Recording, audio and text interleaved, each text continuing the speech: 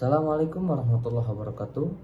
Yang kami hormati Bapak Happy Yansori, SSI APT MSI selaku dosen pengajar dengan mata kuliah toksikologi. Sebelumnya izin terima kasih Bapak atas kesempatan telah diberikan kepada kelompok kami yaitu kelompok 6 untuk memaparkan dan menjelaskan materi yang telah diberikan kepada kami yaitu terkait tentang analisis beberapa zat narkotika. Sebelum kami mulai, izinkan untuk kami memperkenalkan diri terlebih dahulu. Perkenalkan, nama saya Bima Putradewa dan tentunya saya ditemani oleh rekan-rekan saya yang akan saya sebutkan. Yang pertama itu ada Sosro, ada Rizky Diansyah, ada Siti Soleha, ada Dina Syafitri, dan juga ada Arifemi Agustia. Baik, langsung saja.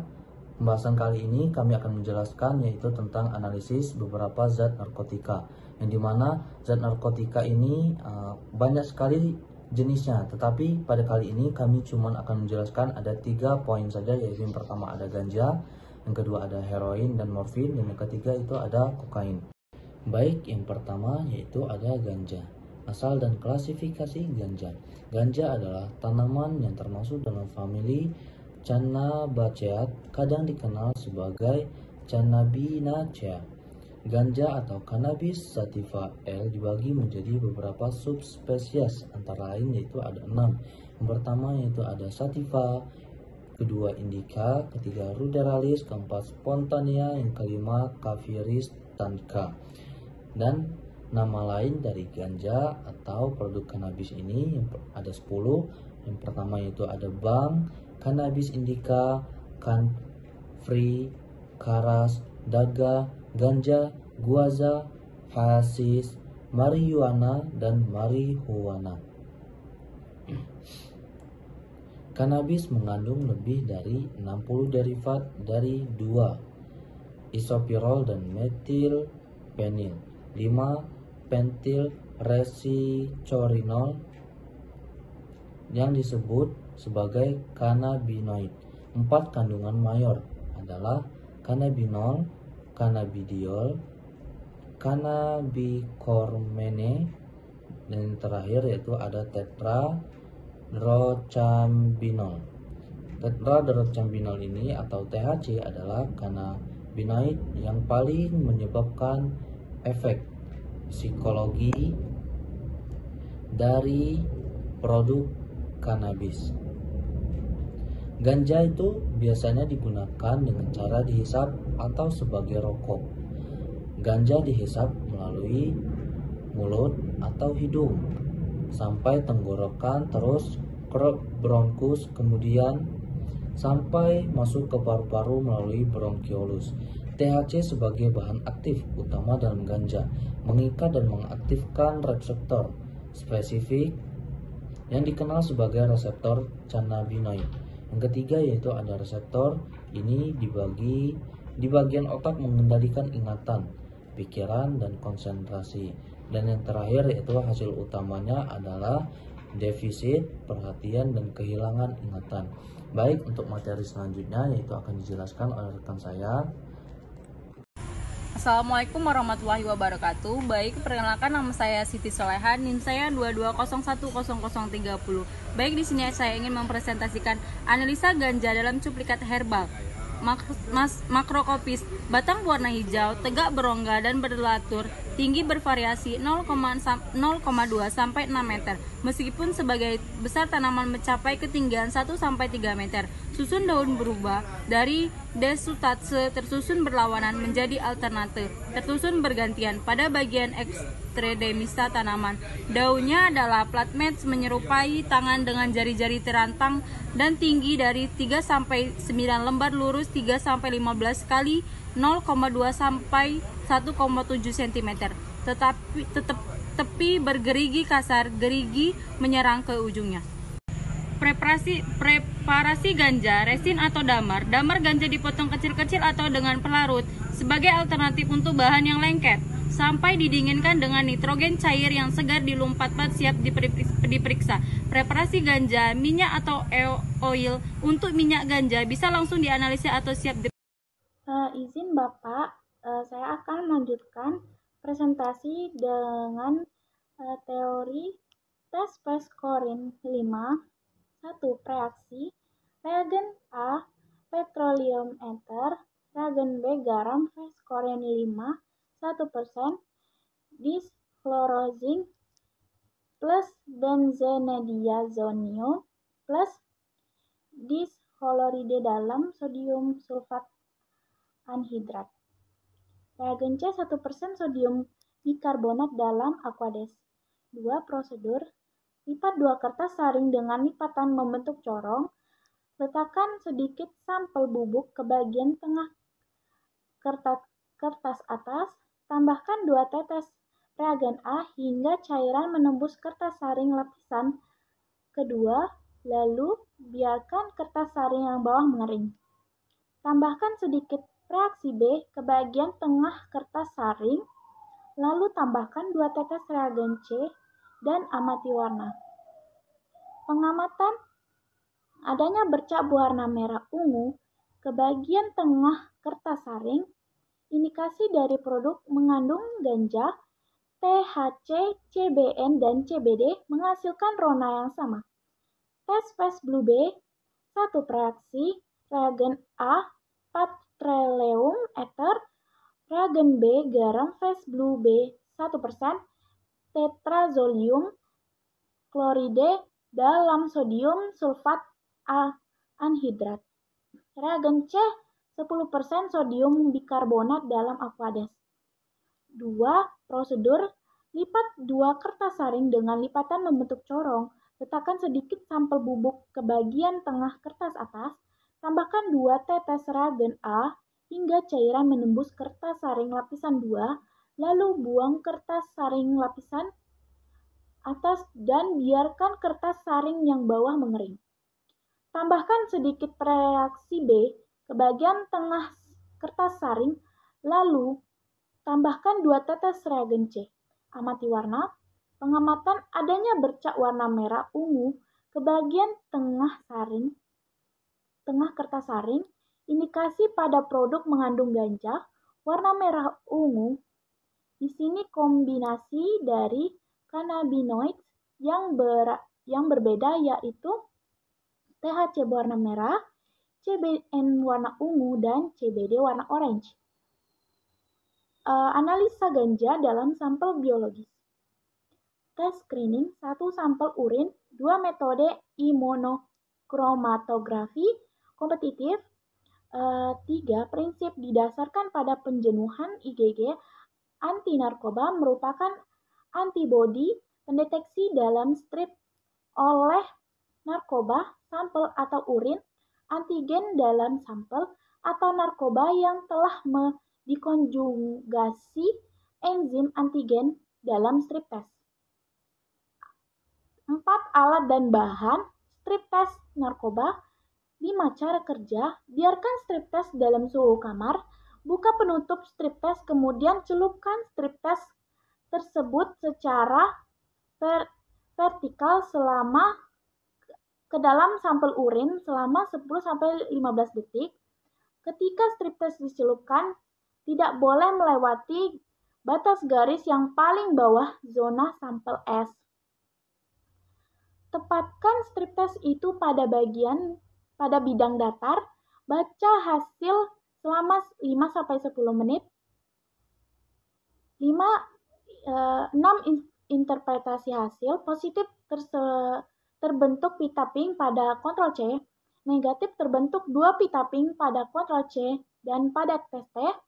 Invalid tidak terbentuk 2 pita pink pada kontrol C dan pada tes T. Terima kasih. Ini saya Rifemi Agustia. Ini saya akan melanjutkan penjelasan dari Siti Soleha. Heroin dan morfin. Tanaman ini banyak mengandung alkaloid, mengubah struktur morfa menghasilkan banyak opioid semi sintetik. Morha salah satunya termasuk obat yang disebut opiat. Analisa morfin dan heroin dalam sampel biologis. Yang pertama yaitu pengambilan sampel. Sampel yang digunakan yaitu urin yang ditampung pada wadah botol plastik bersih dan bertutup dengan volume di atas 20 ml. dan diberi data pasien. Urin disimpan pada suhu 4-10 derajat Celcius. Yang kedua itu ekstraksi. Prinsip hal lain yang terdapat dalam urin dideteksi dengan adanya metabolitnya. Morfin diekstraksi dengan pelarut organik pH di atas 8,5 sampai 9. Hasilnya disaring sehingga didapat residu yang dapat dianalisa secara kualitatif dan kuantitatif. Selanjutnya, pemeriksaan secara kualitatif. Yang pertama, prinsip itu residu hasil ekstraksi dilusi dengan eluen tertentu, kemudian diterapkan secara kromatografi lapis tipis hingga terbentuk bercak yang berwarna khas. Yang kedua, cara kerja yaitu tuangkan 5-10 mikron larutan standar dan hasil ekstraksi pada plat KLT dengan jarak 2 cm, kemudian elusi dengan bejana dengan salah satu eluen. Kemudian keluarkan plat pada bejana, kemudian plat dikeringkan sebelum disemprot dengan larutan penampak bercak. Selanjutnya, pengeringan pada saku kamar atau oven pada suhu 120 derajat Celcius selama 10 menit. Kemudian plat yang telah kering disemprotkan dengan larutan penampak, kemudian diamati. Yang ketiga itu pembacaan hasil dengan membandingkan RF ekstrak dan standar. Senyawa morfin, eluen A dan B 19-20, penampak iodoflatinat biru ungu, Dregandorf biru dan dengan latar belakang kuning. Terima kasih. Baik, saya akan melanjutkan materi dari Saudari Arifemi, yaitu pemeriksaan secara kuantitatif dengan kromatografi gas. Di sini ada prinsip derivatisasi hasil ekstraksi dilarutkan dengan pelarut tertentu, diinjeksikan ke dalam injektor pada kondisi tertentu sehingga dapat diketahui waktu retensi, luas area dan puncak kromatogram yang dihasilkan. Yang kedua, cara kerja pembuatan larutan standar kalibrasi. Yang pertama, dibuat larutan induk atau morfin, digunakan nalorfin sebagai standar internal. Selanjutnya, ambil nalorfin dengan kadar 1 mg dalam metanol. Selanjutnya, dari larutan induk tersebut dibuat larutan standar kalibrasi dalam air suling dengan konsentrasi setara 0-10 mili morfin dalam 5 mikron nalorfin. Derivatisasi spesimen ada dua pilihan. Yang pertama, sililiasi. Ekstrak urin diuapkan sampai kering dengan uap nitrogen. Residu yang terbentuk di derivatisasi dengan 20 gram NaO bis termetil silasi ABS dalam vial tertutup dan pemanasan 80 derajat Celcius selama 15 menit. Campuran tersebut disuntikan ke dalam kromatografi gas. Derivatisasi harus dipersiapkan segera sebelum dianalisa. Karena reagen derivatisasi silil tidak stabil, 1-2 mikron larutan standar kalibrasi dan hasil derivatisasi diinjeksikan ke dalam injekator. Yang kedua, asilasi. Diambil 50 mikron pentafluoropoionik anhidrat atau VFPA ke dalam hasil ekstraksi urin. Panaskan campuran tersebut selama 30 menit pada suhu 65 Celcius di dalam tabung tertutup. Uapan kelebihan reagen tersebut, uap nitrogen, lalu larutkan residu dengan 50 mikron etil asetat. Derivatisasi stabil dalam reagen selama beberapa bulan dan setelah penguapan reagen stabil dalam waktu 24 jam. Lalu 1-2 mikron larutan standar kalibrasi dan hasil derivatisasi diinjeksikan ke dalam injektor. Pembacaan hasil pemeriksaan tercantum pada printout. Perhitungan konsentrasi zat yang dianalisa, di mana AX sama dengan tinggi atau luas area dari zat yang dianalisa. ARS sama dengan luas standar dari kromatogram standar. CRS sama dengan konsentrasi standar. A1S spesimen sama dengan tinggi luas area internal standar kromatogram spesimen. ARS standar sama dengan tinggi luas area internal standar kromatogram standar. Selanjutnya itu ada kokain, asal dan klasifikasi. Kokain termasuk narkotika golongan 1 dari daun tanaman Extraculus coca dengan nama kimia benzoyl methyl egonin. Kokain banyak disalahgunakan. Kokain dalam bentuk yang dihisap disebut crack atau kokain base.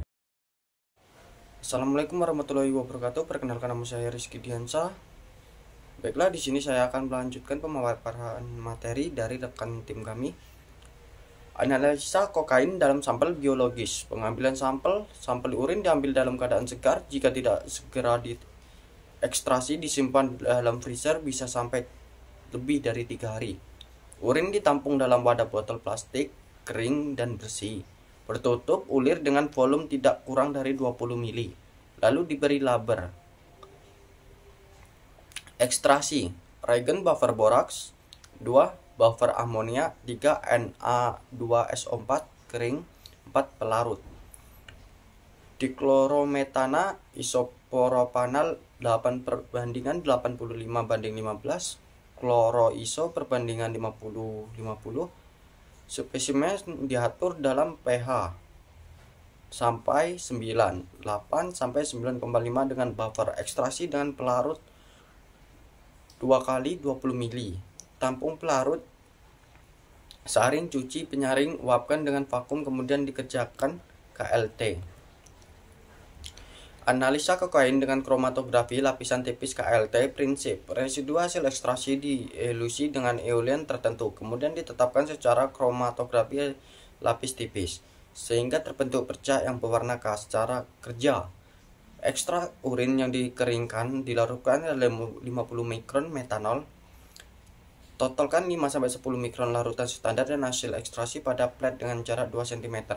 Kemudian elusi dalam bejana kromatografi dengan salah satu larutan eluent. Keluarkan plat dari bejana kromatografi, kemudian dikeringkan. Pengeringan dapat dilakukan pada suhu kamar atau dalam oven pada suhu 120 derajat Celcius selama 10 menit atau dengan menggunakan udara panas dari blower. Plat yang telah dikering disemprot dengan larutan penampak bercak, kemudian diamati dengan lampu UV. Pembacaan hasil: bandingkan nilai RF ekstrak dengan RF standar. Senyawa kokain benzoyl egonin A592565, eluent B6128. Warna bercak yang timbul dengan penampak bercak: senyawa kokain benzoylegoin UV hitam negatif, iodoplatinat ungu negatif, biru Dragendorf orange. Analisa kokain dengan kromatografi gas. Prinsip: residu hasil ekstraksi yang dilanjutkan dengan derivasi dilarutkan dengan pelarut klorofim. Metanol disuntikkan dalam kromatografi gas dengan kondisi tertentu sehingga dapat diketahui waktu retensi RT. Luas area dan puncak kromatografi dihasilkan. Cara kerja: lakukan ekstraksi sama dengan KLT. 2. Derivatisasi: urin menambahkan 50 mikron PVVI dan 25 mikron PVPol ke dalam ekstrak kering hasil ekstraksi. Kocok dengan vortex mixer, lalu panaskan dengan heating block pada suhu 90 derajat Celcius selama 15 menit. Biarkan tabung sampai dingin dan uapkan ekstraksi spesimen sampai kering pada suhu 48 derajat Celcius dengan aliran gas nitrogen. Lalu larutkan residu dalam 25 mikron etil asetat. Injeksikan 1-25 mikron larutan standar kalibrasi dan hasil derivatisi ke dalam injektor. Derivat VVI stabil dalam regen 1 bulan dan 24 jam setelah regen diluapkan. Baiklah, sekian pemaparan materi dari saya akhiri. Wabillahi taufiq hidayat. Wassalamualaikum warahmatullahi wabarakatuh.